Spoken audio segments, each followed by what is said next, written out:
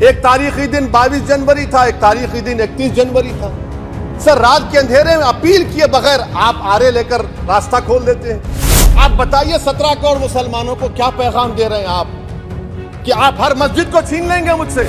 नरेंद्र मोदी इस मुल्क में तारीख लिखना चाहते हैं। क्या तारीख लिखना चाहते हैं कि मैंने इस देश को, गांधी अंबेडकर के देश को मैंने हिंदू राष्ट्र बना दिया। मालदीव छोटा मुल्क, वो हमको आंख दिखा रहा है, चीन की गोद में बैठ गया। हम पाकिस्तान से हार गए। ये आपकी फॉरेन पॉलिसी है क्या? नरेंद्र मोदी ने पार्लियामेंट को नॉमिनेट किया या पार्लियामेंट ने नरेंद्र मोदी को प्रधानमंत्री बनाया? बताइए। आज मुल्क के 17 करोड़ मुसलमान भारत के वजीर आजम पर एतमाद भरोसा नहीं करते, बिल्कुल नहीं करते। बता रहा हूं, खुल के कह रहा हूं।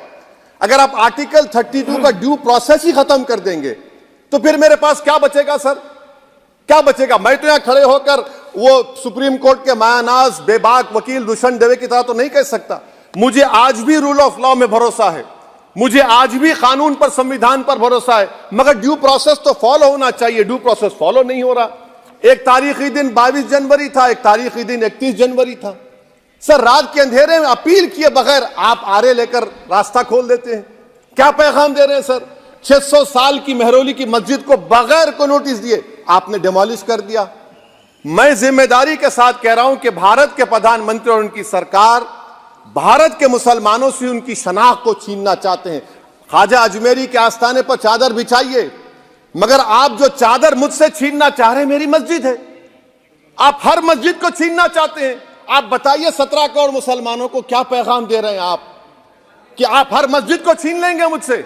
फिर मेरा वजूद किस माने रखता है? मेरा शनाख्त क्या माने रखता है? रूल ऑफ लॉ क्या माने? अच्छा, 1991 के प्लेसेस ऑफ वर्शिप एक्ट पर क्यों नहीं बोलते आप लोग? आप उस पर कायम है नहीं है। आप 500 साल की बात करते। मैं आपसे कहता हूं भाई, 500 साल पे मत जाइए, बौद्ध पे जाइए, जैनिज्म पे जाइए, शैविज्म पे जाइए। कहां रुकेंगे? अरे, इस देश को आजादी मिली 47 में, संविधान मिला हमको बाबा साहब अंबेडकर का बराबरी का। उससे पहले तो राजा रजवाड़े थे, जमहूरियत नहीं थी, लोकतंत्र नहीं था, मगर आप उसको उस बारे में लेके जाते हैं। अरे 500 साल आगे क्या होगा बताइए? आप किसी एक सिविलाइजेशन, सर अंग्रेजी में किसी ने कहा था, civilization can not be rewritten by hatred, history can not be corrected by demolition. आप ये नहीं कर सकते।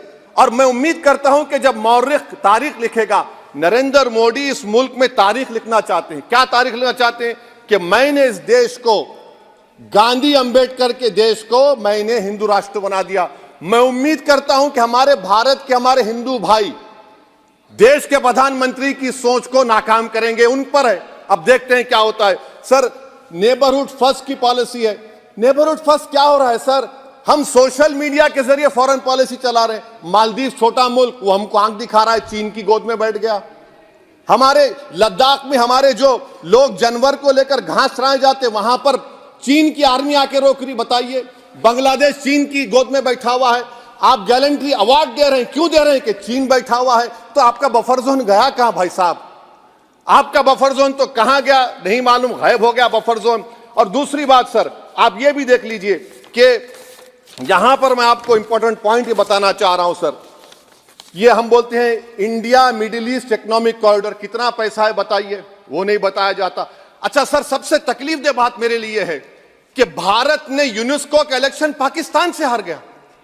हम पाकिस्तान से हार गए। ये आपकी फॉरेन पॉलिसी है। यूनेस्को के इलेक्शन हम पाकिस्तान से हार गए। अच्छा, मामला इजराइल का, फलस्तीन का, गाजा का आया। अक्टूबर में 10,000 लोग मर गए, हमने यूएन में सीज फायर की तायीद नहीं की। दिसंबर आया, 20,000 मर गए, तो हमने तायीद कर दी। क्यों तायीद की? क्योंकि ग्लोबल साउथ को हमको फॉलो करना पड़ रहा। भारत ग्लोबल साउथ को फॉलो कर रहा है। मेरे लिए तकलीफ दे बात है। यह आपकी नाकामी का बहुत बड़ा सबूत है। इसीलिए हम बता रहे हैं कि यह सरकार की बहुत से नाकाम। सर, अलीगढ़ मुस्लिम यूनिवर्सिटी, आखिरी पॉइंट, अलीगढ़ मुस्लिम यूनिवर्सिटी। सर, आप उत्तर प्रदेश से आते हैं। सर, 81 में एक्ट पास हुआ। हमारा लॉ ऑफिसर कोर्ट में कहता है कि मैं पार्लियामेंट के एक्ट को नहीं मानता। कैसे नहीं मानते सर? क्या नरेंद्र मोदी ने पार्लियामेंट को नॉमिनेट किया या पार्लियामेंट ने नरेंद्र मोदी को प्रधानमंत्री बनाया? बताइए। 81 के एक्ट को नहीं मानते। सर, 2 ही तो सेंट्रल यूनिवर्सिटी है मुसलमानों के। 1,80,000 आप ही के सरकार के दौर में मुसलमान हायर एजुकेशन निकल गए। आप अलीगढ़ मुस्लिम से छीनना चाह रहे हैं। Theory of separation of powers में एग्जीक्यूटिव हमको डिक्टेट करेगा। मेरी आवाज तो पार्लियामेंट है, अब मेरी आवाज के खिलाफ एग्जीक्यूटिव सुप्रीम कोर्ट में बोलता है। अलीगढ़ मुस्लिम यूनिवर्सिटी से इतनी नफरत क्यों है आपको? वहां पर तो हिंदू भाई भी पढ़ते हैं। सर, ये अलीगढ़ मुस्लिम यूनिवर्सिटी का मामला है सर। तो मैं आपसे इस बात पर, इस शेर पर अपनी बात को खत्म कर रहा हूं सर। आप भी उर्दू दां हैं जी। मसीहाओं को जब भी आवाज दी है, अहमद फराज का शेर है जी जी। मसीहाओं को जब भी आवाज दी है, पलट कर आ गए हर बार कातिल। मसीहाओं को जब भी आवाज दी है, पलट कर आ गए हर बार कातिल। वहां क्या दाद खाही क्या गवाही, वहां क्या दाद खाही क्या गवाही, जहां हो मुंसिफों के यार कातिल। सर, मैं फिर से हुकूमत से मुतालबा करता हूं कि अल्पसंख्यक समाज के बजट के स्कॉलरशिप को आप डिमांड ड्रिवन करिए। भारत के प्रधानमंत्री प्रधान सेवक रहिए, आप कोई प्रीस किंग मत बन जाइए। आप जीतेंगे, कौन जीतेंगे देश तय करेगा। मगर याद रखिए, 17 करोड़ मुसलमान आज गम और गुस्से में हैं और इस बात को महसूस कर रहे हैं, इस बात को महसूस कर रहे हैं कि प्रधानमंत्री को हम नोट नहीं दिए मगर हमारा प्रधानमंत्री है। आखिर ये प्रधानमंत्री 17 करोड़ मुसलमानों की उनकी शनाख्त को कैसे मिटा रहे हैं, कैसे उनको आप मार्जिनलाइज कर रहे हैं। इसीलिए सर, मैं उम्मीद करता हूं कि हमारे सेकुलरिज्म जो है, वो मैं पॉलिटिकल सेकुलरिज्म कभी नहीं माना।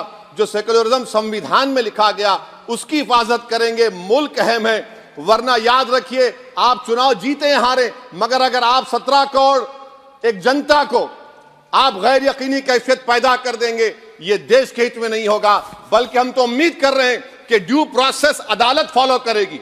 अदालत अगर एक तरफा फैसले करेगी तो गलत होगा। सर, बहुत बहुत शुक्रिया। श्री रामचरण बोरा जी।